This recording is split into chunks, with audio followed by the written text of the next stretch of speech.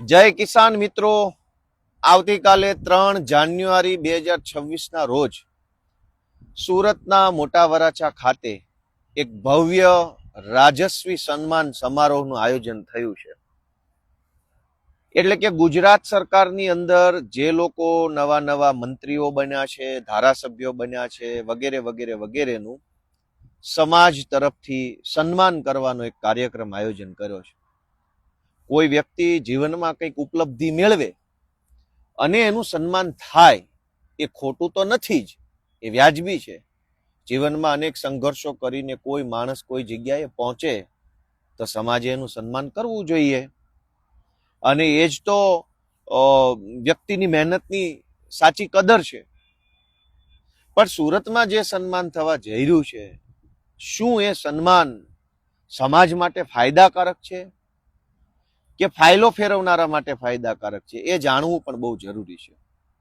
સુરત આખાની અંદર બેફામ ડ્રગ્સ વેચાય છે, બેફામ, એનો કોઈ હદ નથી. સરકારમાં બેઠેલા લોકો આ બેફામ ડ્રગ્સ વેચાય છે એમાંથી હપ્તા પણ લેતા હશે, અને બધી જ વસ્તુના પુરાવા તો શું હોવાના, અને પુરાવા હોય એની અંદર પણ ક્યાં ફાંસી થઈ ગઈ છે કોઈને. બેફામ ડ્રગ્સ વેચાય છે, યુવા પેઢી બરબાદ થઈ રહી છે. સરકારનું કોઈ નિયંત્રણ ડ્રગ્સ વેચનારા ઉપર નથી. એ જ સરકારમાં મંત્રી બનેલા માણસોનું સન્માન આવતીકાલે થશે, તો એ સન્માન કેવું હશે એ જોવા જેવી બાબત છે. સુરતની જ ખાલી વાત કરીએ તો ખાનગી શાળાઓનો રાફડો ફાટ્યો છે. ગરીબ માણસ, નાનો માણસ, હીરા ઘસતો માણસ, મજૂરી કરતો માણસ, એ પોતાના બાળકોને ભણાવી શકે એવી પરિસ્થિતિમાં નથી. આરટીઈના એડમિશનો લીધા હોય તો પ્રાઇવેટ શાળાઓ વાળા અનેક બાળકોને અલગ બેસાડી રાખે, નાસ્તો ન આપે, બસમાં ન આવવા દે, ધાક ધમકી કર્યા કરે, એડમિશન કેન્સલ કરાવવા માટે થઈને ખોટી ખોટી રીતે હેરાન કરે. આવું બધું થાય જ છે. અને એ જ સુરતમાં શિક્ષણ મંત્રી આવવાના છે પાછા, અથવા કોઈ પણ XYZ મંત્રી આવવાના છે. જે સરકાર આપણા બાળકોને સારું શિક્ષણ ન અપાવી શકે, એ સરકારમાં કોઈ માણસ મંત્રી બન્યો છે, એનું સન્માન હોય કેવું? લોકોએ વિચારવું પડશે કે કેવું સન્માન કે જે મંત્રી, જે સરકાર, જે મુખ્યમંત્રી પોતાના રાજ્યના કે સમાજના બાળકોને એક સારું શિક્ષણ નથી અપાવી શકતા. અનેક મા બાપોએ જમીનો વેચીને, મકાનો વેચીને, લોનો લઈ લઈને ભણે છે. પહેલાનો જમાનો એવો હતો, આજે હું આ ધરતી પર બેઠો છું કેમ કે આપણે ધરતીપુત્રો છીએ. આ આપણો પાક છે, આ જુવાર છે, આપણે ખેડૂતના સંતાનો છીએ. એક જમાનો એવો હતો કે કાઠિયાવાડમાં આપણા બધા વડવાઓ રહેતા હતા, એક સિઝનની ખેતી કરતા અને આખો પરિવાર ખુશખુશાલ રહેતો. એક સિઝન ખાલી, એક સિઝનમાં કપાસ વાયો કે મગફળી કે જે કાંઈ પણ હોય. પછી આજ ભાજપની સરકારના પાપના કારણે કાઠિયાવાડમાં ખેતી માટે પૂરતું પાણી નહીં, અસામાજિક તત્વોનો ત્રાસ, બીજી ત્રીજી વ્યવસ્થાઓ નહીં, થાકીને, કંટાળીને, હારીને, ભયભીત થઈને હજારોની સંખ્યામાં લોકો સુરત અને અમદાવાદ હિજરત કરવી પડી. આજથી બીજી કે ત્રીજી પેઢીએ હિજરત કરવી પડી. રાજી ખુશીથી તો કોઈ આવ્યું નથી. હવે અહીંયા સુરત આવ્યા તો સુરતમાં ડ્રગ્સનું દૂષણ, પ્રાઇવેટ શાળાઓની અંદર હજારો લાખો રૂપિયાની ફી ભરવી પડે છે, દવાખાનામાં માણસ લૂંટાય છે, કોર્પોરેશનની કચેરીઓ છે એ મન ફાવે એવા તોડ કરી જાય છે, કોઈ સાંભળવા વાળું છે નહીં, પોલીસ સ્ટેશનોની તો અલગ જ કહાની છે. અને આ બધી જ પરિસ્થિતિ જે સરકારના રાજમાં છે, એ સરકારનું સન્માન હોય કેવું? સરકાર તો સમાજ થકી બને છે, સમાજ સરકાર થકી નથી. સરકાર સમાજથી છે. સમાજ પાસેથી સન્માન જોતું છે, પણ સમાજની વાત નથી સાંભળવી. એવા માણસો કાલે મોટા વરાછામાં સન્માન લેવા આવવાના છે. જે મંત્રી કે મુખ્યમંત્રી કે આગેવાનોને સમાજ પાસેથી સન્માન મેળવવાની આશા હોય, એને સમાજની વાત પણ સાંભળવી જોઈએ. તો વાત કેમ નથી સાંભળતા? સુરતમાં હજારો કરોડો રત્ન કલાકારો પોતાનો પરિવારનું જીવન નિર્વાહ કરતા હતા. પછી હમણાં થોડીક મંદી આવી છે. એ મંદીના કારણે અનેક રત્ન કલાકારો પોતાના બાળકોની ફી ન ભરી શક્યા, અને એના કારણે શાળાઓ તરફથી ધાકધમકી કરવામાં આવી. પછી સરકારે ખાલી વાહવાહી લૂંટવા એક યોજના બહાર પાડી, પણ કેટલાક રત્ન કલાકારોને કેટલાક મામૂલી પૈસા મળ્યા, બાકીના રત્ન કલાકારોને આજે કોઈ સહાય નથી મળી. સન્માન જોઈતું છે, પણ સન્માન કરનારા સમાજને આપવું નથી કંઈ. તો આ કેવી વાત? આ કેવો સન્માન સમારોહ? અને સૌથી મહત્વની વાત કે આજ વરાછા વિસ્તારમાં સન્માન સમારોહ રાખ્યો છે. વરાછામાં તો એક કોલેજ નથી. 30 વર્ષ થઈ ગયા. કોર્પોરેશન, કેન્દ્ર સરકાર, રાજ્ય સરકાર બધું જ એક પાર્ટીનું. તો વરાછામાં આપણા દીકરા દીકરીઓ માટે કોલેજ કેમ ન બની? અનેક દીકરા દીકરીઓ સિટી બસોની અંદર ઘેટા બકરાની જેમ ઠૂસાઈને ક્યાં છે અડાજણ ને પાલ ને વેસુ ને પેલી બાજુ ભણવા જવું પડે છે. કાઠિયાવાડમાંથી હિજરત કરીને સુરતમાં આવ્યા તો સુરતમાં ઠેકાણું તો પડ્યું નહીં. સુરતમાં ઘેટા બકરાની જેમ બસોમાં બેસવું પડે છે. અનેક દીકરીઓને અસામાજિક તત્વોના શોષણનો ભોગ બનવું પડે છે. કેટલી ઘટનાઓ બને છે, પછી તો મા બાપ પણ જતું કરી દે છે. તો ત્યારે આ સન્માન લેવા માટે આવનારી ટોળકી છે કેમ નથી બોલતી કઈ? વરાછામાં કોલેજ કેમ નહીં? આટલો વિશાળ સમાજ રહે છે, આટલા બધા લોકો રહે છે. એક સારી કેશુભાઈ પટેલ સરકારી કોલેજ વરાછામાં હોવી જોઈએ એવી ઘણા સમયથી માંગણી છે. કેમ કોલેજ બનતી નથી? દોસ્તો, આ સન્માનના નામે આવનારી ટોળકીને ઓળખવા પડશે કે આ સન્માન છે શેનું. સૌથી મહત્વની વાત કે થોડાક દિવસ પહેલા હું એક રાજકીય રીતે ખૂબ જ પીઢ કહી શકાય, અનુભવી કહી શકાય એવા એક વ્યક્તિ સાથે બેઠો હતો. ઉંમર અને અનુભવમાં બંનેમાં ખૂબ પીઢ કહેવાય. ચર્ચા દરમિયાન એક વાત નીકળી. એમાં એવો પ્રશ્ન આવ્યો, બીજા બે લોકો પણ બેઠા હતા, કે આ ફલાણાને મંત્રી કેમ બનાવ્યો, ફલાણાને મંત્રી કેમ બનાવ્યો, પેલાને કેમ બનાવ્યો. બે ચાર અલગ અલગ વ્યક્તિઓના શા માટે મંત્રી નવી સરકારમાં બનાવ્યા એની ચર્ચા નીકળી. તો જે પેલા પીઢભાઈ હતા એને બહુ સરસ જવાબ આપ્યો. અત્યારે ચારો તરફ છે ને આપણા સમાજના વ્યક્તિ મંત્રી બની ગયા એટલે એનું સન્માન સમારોહ. પણ પેલા પીઢ માણસની વાત સમજવા જેવી હતી. એને એમ કીધું કે એક્સ નામના વ્યક્તિને, કદાચ એક્સમાં નહીં સમજાય, આપણે ચંદુ નામના વ્યક્તિને કેબિનેટ મંત્રી બનાવ્યો. શું કામ બનાવ્યો? તો પેલા પીઢ માણસે એવું કીધું કે એને કઈ આવડતું નથી એટલે બનાવ્યો. પબ્લિકે એવું કીધું કે આને કઈ આવડતું નથી તો આને કેમ મંત્રી બનાવ્યો?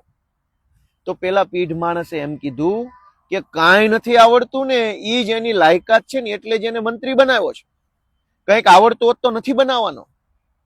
તો પેલા બે લોકોને જિજ્ઞાસા થઈ કે કઈ નથી આવડતું એને મંત્રી બનાવ્યો. આ કોઈ લાયકાત છે? કે ગાંડો છે, ગમાર છે, બુદ્ધિ વગરનો છે, ઓછી ખબર પડે છે, નથી કાંઈ એનામાં કઈ નૂર નથી, દેશી ભાષામાં એનામાં કોઈ તાકાત, બળ કે વિલ પાવર નથી, તો એને કેવી રીતે બનાવ્યો? તો પીઢ માણસે કીધું કે એનામાં કઈ નથી એટલે જ એને બનાવ્યો. તો આ બાજુના ભાઈએ પાછું પૂછ્યું કે એવું કેમ? તો પીઢ માણસે જે જવાબ આપ્યો એ સમજવા જેવો છે. પીઢ માણસે એવું કીધું કે જેનામાં કાંઈ ન હોય ને એને ગમે ત્યારે રવાના કરી દે, મંત્રીમંડળમાંથી કાઢી મૂકે, તો એની હારે તાલુકાનો પ્રમુખ પાર્ટી ન બદલે.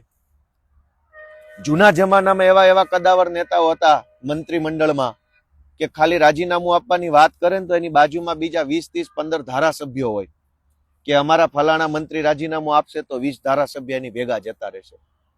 ભાજપની સરકારે શું કરી કે મંત્રી એવાને બનાવવાનો જે નમાલો હોય, નબળો હોય, નિર્બળ હોય, વિલપાવર વગરનો હોય, એનામાં બહુ કઈ લાંબી ગતાગમ ન હોય, જેથી કરીને જેમ દબાવો હોય, જેમ દુરુપયોગ કરવો હોય, જેમ ઘસવો હોય, જેમ એને છોલવો હોય એમ છોલી શકાય.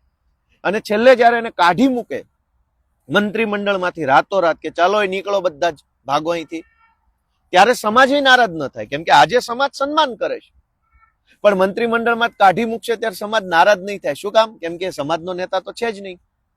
જૂના જમાનામાં એવું હતું કે મંત્રીમંડળમાંથી એકાદા વ્યક્તિને પડતો મૂકે તો આખો સમાજ નારાજ થતો ને એનું પરિણામ ચૂંટણીમાં દેખાતું. એટલે ભાજપે નક્કી કર્યું કે જે સમાજનો નેતા જ ન હોય, સમાજ આરે જેને કઈ લેવા દેવા જ ન હોય, સમાજની અંદર ભાવનાથી જોડાયેલો ન હોય, જેની પાછળ હજારો યુવાનો કે હજારો વડીલો જોડાયેલા ન હોય, એવા ગાંડાને મંત્રી બનાવવાનું. એટલે ભવિષ્યમાં જયારે એને મંત્રીમંડળમાંથી કાઢી નાખો ત્યારે આખો સમાજ નારાજ ન થાય. એટલે આજે જે સન્માન થઈ રહ્યું છે એ સમાજના નેતા નથી થઈ રહ્યું. એ તો ભાજપની પોલિસી છે. પેલા પીઢ માણસે શું કીધું કે જેની પાછળ સમાજનું પીઠબળ ન હોય એને જ મંત્રી બનાવવાનું. ગુજરાતમાં એક જ મંત્રી એવા છે જેની પાછળ સમાજનું પીઠબળ છે, એ છે પરસોત્તમભાઈ સોલંકી. છે કેટલાય વર્ષોથી મંત્રી છે. અને કોઈની હિંમત નથી એને કાઢવાની. શું કામ? કેમ કે એની પાછળ સમાજનું પીઠબળ છે. તો સમાજના પીઠબળ વાળો નેતા કેવો હોય એનો દાખલો આ રહ્યો. બાકી બધા શું છે? આયારામ ગયારામ. હવે એનું શું સન્માન અને કેવું સન્માન? જેનું પોતાનું કોઈ આત્મસન્માન નથી એનું સમાજ શું સન્માન કરવાનું? સમાજના પ્લેટફોર્મ પરથી તો વટવાળા હોય એના સન્માન થતા. જૂના જમાનામાં સન્માન કોના થતા? વટવાળા માણસનું સન્માન થતું, સ્વાભિમાન વાળા માણસનું સન્માન થતું. સ્વાભિમાનના ભોગે માણસ કંઈ પણ કરવા તૈયાર ન થતો, એવા માણસનું સન્માન થતું. આજ સ્વાભિમાન બાભિમાન કઈ નહીં ભાઈ, મને તો ભાજપમાં જે કહે છે હું કચરા પોતાય કરીશ મંત્રીમંડળની ઓફિસમાં, એવા માણસોના સન્માન. એટલે સન્માન થાય એ ખોટું નથી, પણ સમાજનું વાસ્તવિક પીઠબળ જેની પાછળ ન હોય એવા માણસો મંત્રી બની જાય કે ધારાસભ્યો બની જાય કે કંઈ પણ બની જાય, હું તો એમ કહું અમેરિકન રાષ્ટ્રપતિ બની જાય, તેમાં હરખાવા જેવું શું છે? નહીતર સમાજમાં આટલા બધા પ્રશ્નો છે. જમીન માપણીનો પ્રશ્ન છે. આખા ગુજરાતમાં એટલી હદે ખેડૂતો પરેશાન છે જમીન માપણીના કારણે કે એની કોઈ પીડાનો પાર નથી. હજારો ખેડૂતો કાગળિયાઓની થેલીઓ લઈ લઈને પ્રાંત ઓફિસ, મામલતદાર ઓફિસ, DILR ટિપ્પણ કઢાવે, સિટી સર્વેમાં એમાં તેમાં જ્યાં હોય ત્યાં જાય છે. કોઈ મેળ પડતો નથી 10-10 વર્ષથી. સન્માન લેવા આવેલા સન્માનની મંત્રીઓને આપણે પૂછવું ના જોઈએ કે આ તમારી સરકાર છે તો આ ધક્કા કાં ખાવા પડે છે અમારે પ્રાંત ઓફિસોમાં અને DILR કચેરીઓમાં?